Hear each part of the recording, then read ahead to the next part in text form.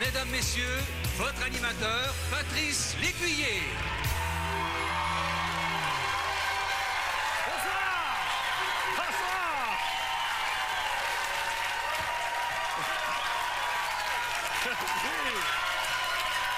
Merci beaucoup, merci, bonsoir! Merci, merci et bienvenue. Bienvenue dans l'émission de Patrice, mesdames et messieurs. Soyez très prudents. Celui qui se cache en coulisses présentement est un imposteur. Il s'est déjà fait passer pour un journaliste à potins, un médecin, un acteur, serbo-croate et même pour la sœur volante, mesdames et messieurs, Réal Bélan est avec nous.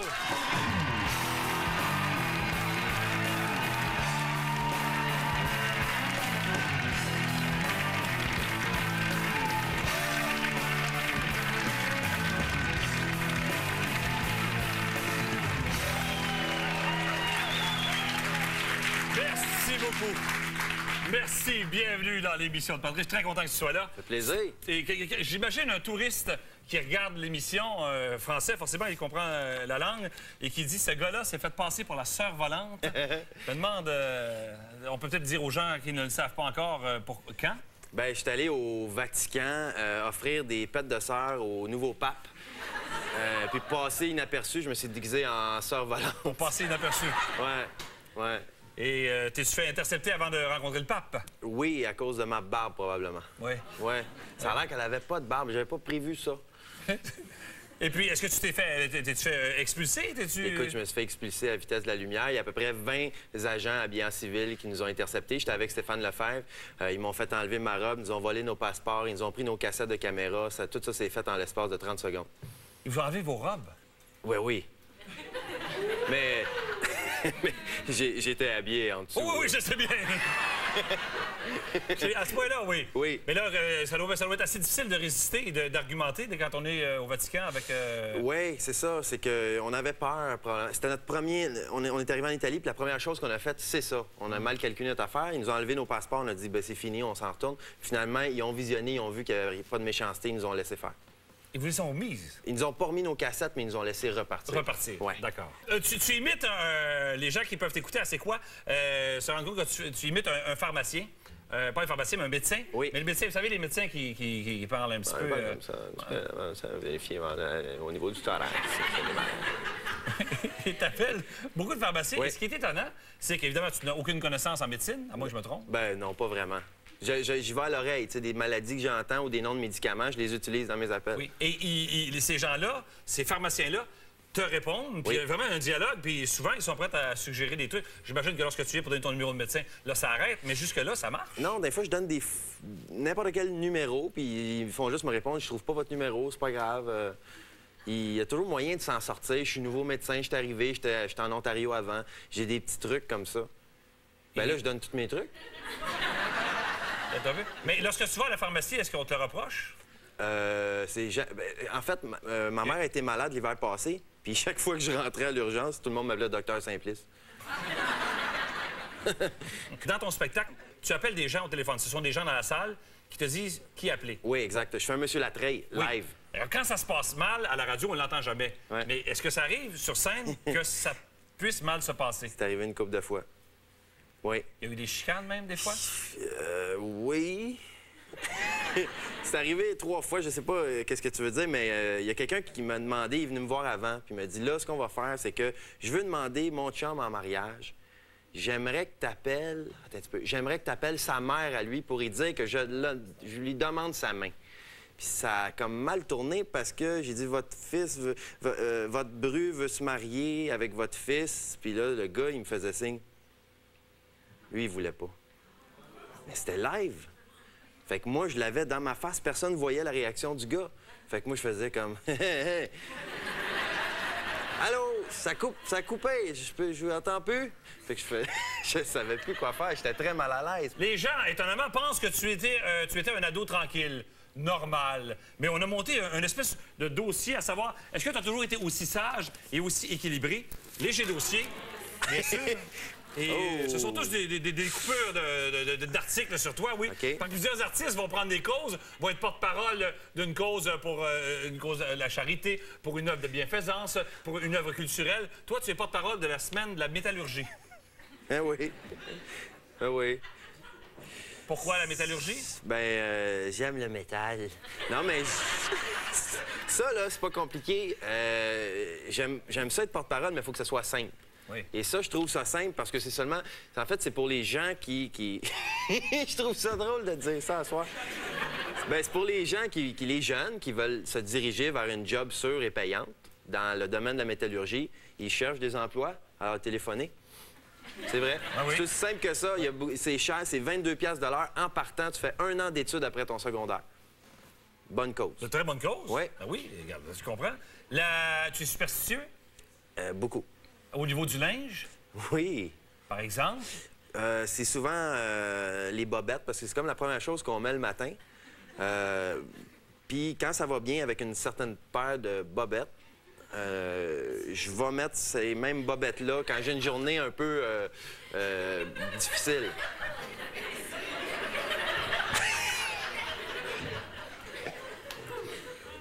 Régulièrement, donc, tu fais ça. Je fais ça, ben oui, à chaque matin. Il y a des j'y bobettes qui pense. sont importantes pour toi. S'il y a une nouvelle paire de bobettes, par exemple, que je connais pas, une paire de bobettes étrangères, Oui, voilà, ouais. je la regarde. Oui, bien sûr.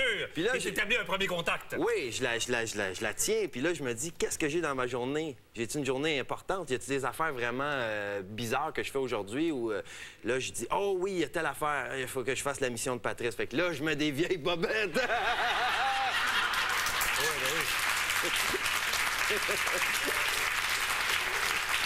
Alors, comme invité avec toi, on cherchait quelqu'un qui fait partager ton monde spécial Oh. et bizarre. Ouais. Mesdames et messieurs, Mélanie Ménard est avec nous.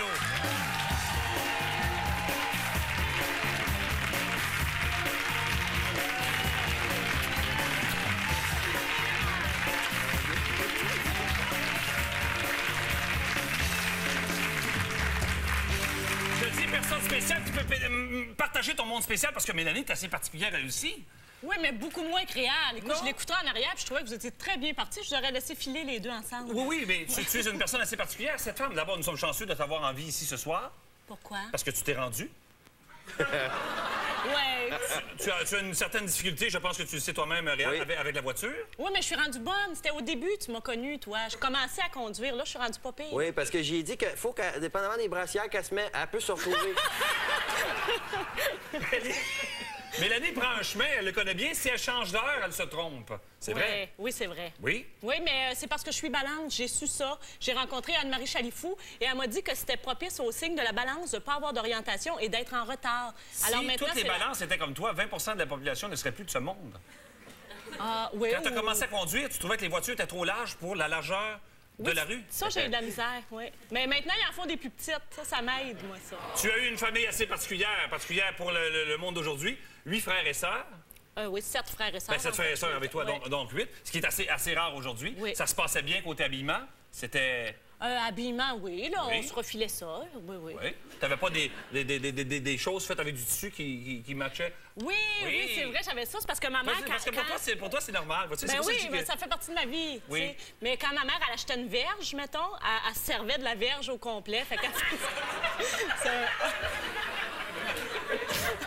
un mètre, mettons. Je ne sais OK. pas comment ça s'appelle maintenant, mais elle me faisait genre la petite salopette, puis elle faisait mon sac d'école, puis ma boîte à lunch, puis mon coffre à crayon. Fait que j'étais toute... Et la coiffure, c'est ta mère qui vous coupait les cheveux? Oui, tout Oui. pareil aussi. Tout le temps pareil. C'était pas nécessairement beau pour les gars puis pour les filles, mais on avait la même coupe quand même. OK. Puis une fois adolescente, tu t'es mis à te couper les cheveux régulièrement aussi, une fois par semaine? Oui, mais c'est plus entre amis, ça. Ah, c'est On pas se pareil. faisait des looks, ouais. OK. T'en apprends, hein? Tu savais Oui, pas j'aime ça? ça. Vous avez un ennemi commun, ce sont vos cheveux. Donc, toi, on peut dire, Mélanie, tu as gagné la bataille. Tu as gagné. Oui, j'ai... Alors que quelqu'un d'autre que je ne nommerai pas a perdu la bataille. Oui, ça a explosé. Oui. Et on s'est demandé, qu'est-ce que tu aurais l'air, si tu veux, on va jouer à ce jeu-là. Qu'est-ce que Réal aurait l'air avec une coiffure comme Brad Pitt, par exemple? Ah oui, OK. C'est saisissant. Regardez, Réal avec la coiffure de Brad Pitt. Hey. Si on pense à Steffi Shock bleaché, ça donnerait ceci. Hi, tu serais laid! Eh oui, mais il est laid, lui aussi. Qui est l'acteur qui plaît à tout le monde présentement? Tom Cruise. Tom Cruise. La dernière coupe de Tom Cruise, voilà. Ah, ben Et voici maintenant la coiffure de Paul Martin. Surréal, c'est beau. Ouais. Imaginons-le maintenant en vendeur d'assurance. Oh! Et finalement, la coiffure de Jim Corcoran. Hey, j'ai l'air pas filé. T'as l'air, oui? Alors, c'est dans cette espèce de monde particulier qu'on veut vous amener tous après la pause.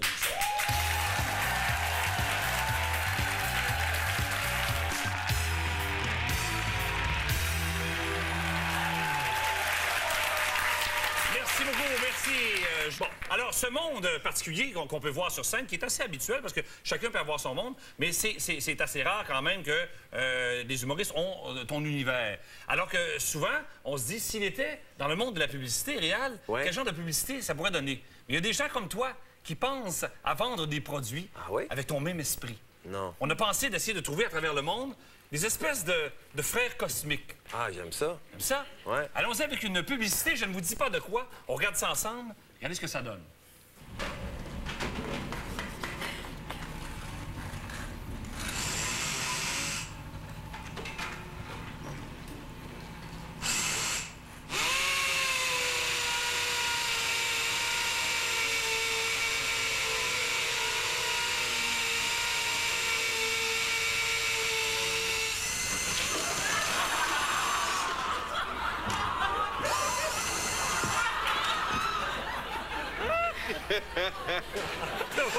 C'est très bon!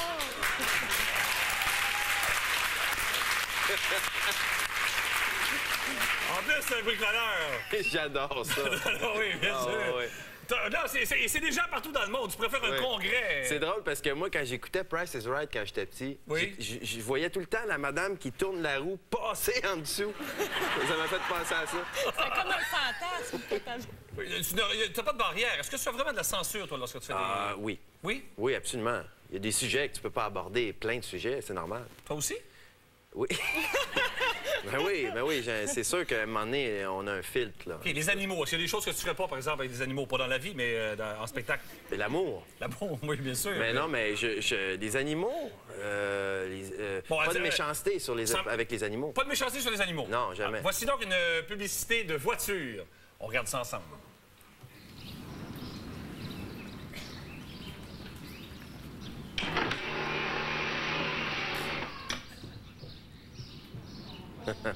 Non, non.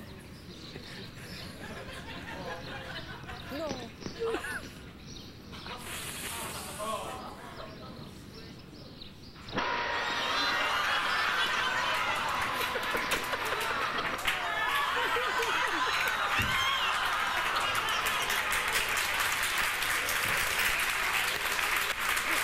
C'est bien sadique!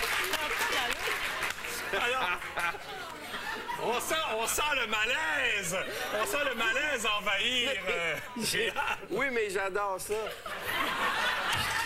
Je trouve ça drôle. Oui, moi aussi! Ouais. Moi aussi, mais tu disais jamais de violence envers les animaux. Ben, pas sur mon chat, non, mais... Est-ce que tu trouves qu'on est souvent beaucoup plus... On fait beaucoup plus attention ici, souvent, lorsqu'on parle de publicité, alors qu'il y a des sujets qui pourraient être traités, puis les gens sont des adultes qui comprennent l'humour derrière les publicités. Moi, ça, personnellement, je trouve ça malheureux. Parce qu'on se prive de bonnes choses. Parfait. Vous avez des enfants tous les deux? Oui. Vous avez vécu, vous avez élevé vos enfants, vous êtes encore en train de les élever, bien sûr. Oui. Alors, à tous les gens qui n'ont pas d'enfants et ceux-mêmes qui ont des enfants, on vous montre une publicité, vous allez tous comprendre la même chose dans ce message.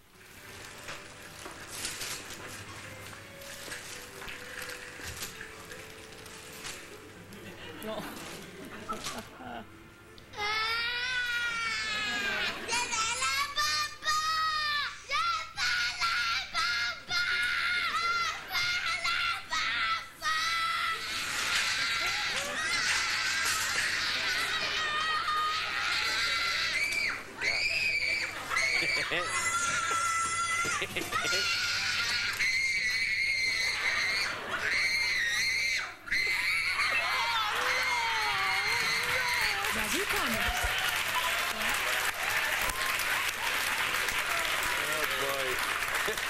Utiliser des condoms était le message. Et là, j'ai bien aimé les deux réactions. Il y a Réal, un beau sourire éclatant. Puis il y a Mélanie qui fait « Oh non! » Non, mais c'est trop élevé, ça. T'as jamais utilisé de Ça, condom? j'aimerais pas ça voir ça au Québec.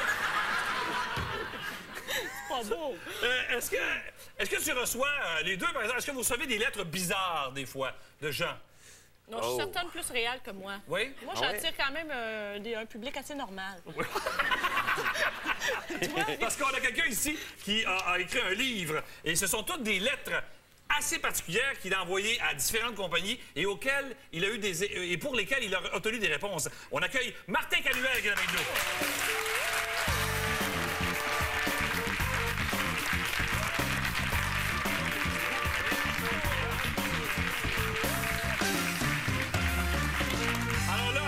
Se régaler. D'abord, merci beaucoup d'être là. Merci. Donc, toutes les lettres qui ont été publiées dans un livre, bien sûr, mais c'est simplement pour le plaisir que ça a commencé. Là. Vous avez envoyé des lettres Exactement. à tout le monde. Exact. À toutes les compagnies. La plupart, oui. Des compagnies ou des ministères, des organismes gouvernementaux. D'accord. Je peux en lire, par exemple, un extrait. Une lettre qui est envoyée à une compagnie de chips. Vous vous rappelez d'où vous est venue l'idée de faire ça? Souvent, je regardais dans mon garde-manger. Moi, je regardais des fois des produits, puis j'essayais de trouver des idées. Ou bien non, j'ouvrais l'annuaire, puis j'essayais de trouver des ministères ou des compagnies pour lesquelles je pourrais envoyer des lettres. Lui, je le connais pas, c'est normal, ça. Oui, c'est pas normal. Ah, puis vous lisiez, genre, si insatisfait, appelez au service à la clientèle. Souvent, j'envoyais, moi, des lettres écrites parce que je voulais obtenir vraiment une réponse. J'appelais pas au numéro 1800. OK, c'est pas un 800. OK. Bon, d'abord, Jean Lieu, je vous remercie pour vos fameuses chips Ruffles, crème sûre et oignons. J'en mange au moins 3 sacs par jour, ce qui me permet d'avoir la quantité requise de produits laitiers et de légumes à chaque jour, grâce à la crème sûre et aux oignons de vos chips. Quel est le rôle exact de l'acétate de sodium?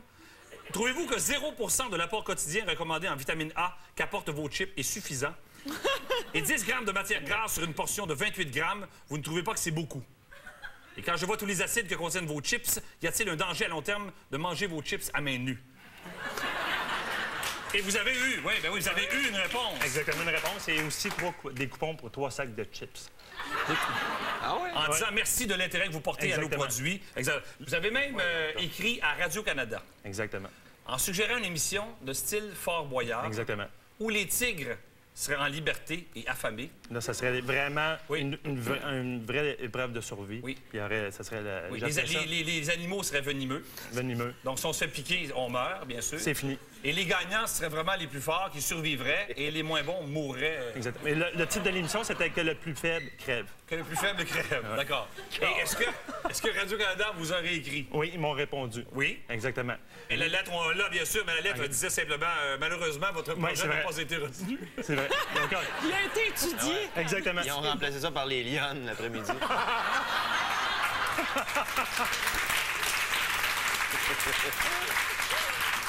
Vous avez envoyé une lettre au bureau de M. Pellado. Exact. Oui. Et vous avez demandé à M. Pellado, le père, à l'époque, vous lui avez demandé si c'était possible de vous accompagner chez le gérant de banque parce qu'il vous avait refusé un prêt.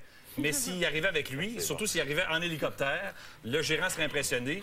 Et dans tous vos projets, ça vous aiderait beaucoup. Et si jamais ce n'était pas possible de l'accompagner, simplement lui donner de l'argent, ça pourrait faire la même chose. Exactement. Ou un endossement personnel. Et puis, oui, voilà. Et M. Pellado vous a répondu, enfin, le bureau de M. Pellado vous a répondu, et en disant qu'il vous remerciait de l'intérêt que vous portez à leur compagnie. Et malheureusement, ils ont choisi d'accorder leur soutien à des organismes plutôt qu'à des particuliers afin de venir en aide au plus grand nombre possible de personnes. Mais on vous encourage à persévérer dans vos efforts et on vous souhaite d'être accompagné d'un comptable lorsque vous allez rencontrer votre gérant pour avoir plus de poids, chance. Exactement. Plus de poids. Donc, mais à chaque fois que vous écrivez, donc, est-ce que des gens vous ont réécrit dans la plupart des cas? Oui, la plupart. Il y a peut-être environ un 10 % des lettres qu'on n'avait pas de réponse, mais on les publie pareil. Et puis on spécifie qu'on n'avait pas eu de réponse là, à ce moment-là. Mais ça, c'est votre métier? Non, moi, Je me posais la même question. Non, je travaille en informatique. Une femme? Êtes-vous heureux? Oui. C'était carrément un passe-temps, moi. C'est un passe-temps, mais oui, bien sûr. Oui, c'est un passe-temps. Alors, on va jouer, si vous voulez bien, avant d'aller à la pause, à vrai ou faux. Okay. Je vais vous montrer des choses et Mélanie et Réal, vous devez me dire, vous pouvez jouer aussi, Martin. Selon vous, est-ce que c'est vrai? Ce sont des bottes de cow-boy pour jouer au golf qui ont, bien sûr, des crampons, bien sûr. Ouais. Selon vous, est-ce que c'est vrai ou c'est faux? Ben, c'est vrai. Ça, c'est vrai? Ben oui. Ben non, c'est faux. On n'a pas le droit des sandales, on n'a pas le droit des bottes de cow-boy. Ouais, mais il y a des crampons, là. Ben oui, mais c'est pour l'émission, là. C'est gros, là, l'émission de Patrice. Alors, Ils ont du budget. alors c'est vrai. Ça existe et c'est breveté. Bon, arrête. Tu vois? Ah? Prochain objet, s'il vous plaît. Ouais. Vrai ou faux? Alors, si vous voulez écouter la mer, que vous n'avez pas les moyens d'aller à la mer, vous avez donc des écouteurs avec des coquillages. Et vous pouvez entendre continuellement le son de la mer. Ça existe ou c'est faux? J'entends la mer présentement, je vous le dis. Ben, d'après moi, ça existe. Je t'entends dans la mer, c'est formidable. D'après toi, ça existe. Mélanie? Ouais. Oh, moi, je veux que ça soit vrai. Tu veux que ce soit vrai? Oui. Eh bien, c'est vrai, ça existe. C'est vrai? C'est fait sur le marché. Vous avez des écouteurs. Écoute, c'est assez bizarre. Écoute, parle avec ça, ça n'a pas de bon sens. Alors, c'est quelque chose qui existe. Alors, au retour, est-ce que ça transfère? Ça nous fait pas de la même manière, hein? Au retour, vrai ou faux?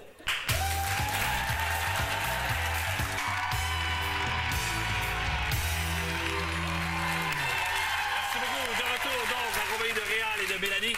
Donc, je vais vous présenter des gens qui ont des emplois ou qui ont eu des emplois assez étonnants, merci. Il s'agit pour vous, je vous donne un indice, il s'agit de trouver l'emploi que ces gens-là ont ou ont déjà eu. D'accord? Okay. Monsieur Normand Guillemette, qu'on accueille. Merci, Monsieur Guillemette, d'être là. Alors, oui, ben oui. Il faut trouver quel est son emploi. Alors, je vous disais, c'est une job qui a du chien et à laquelle on a avantage à ne pas avoir de pif. OK.